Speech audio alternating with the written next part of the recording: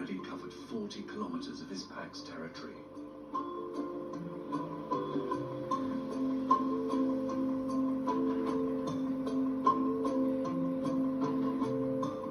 While the parents are busy patrolling, the siblings can concentrate on finding food. Surrounded by the ocean, the best feasts can often be found on Fraser Island's many beaches.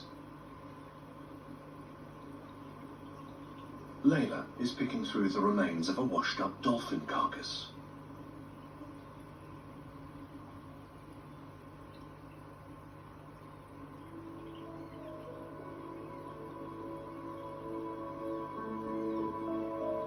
Her brother is nearby and joins his sister on the beach.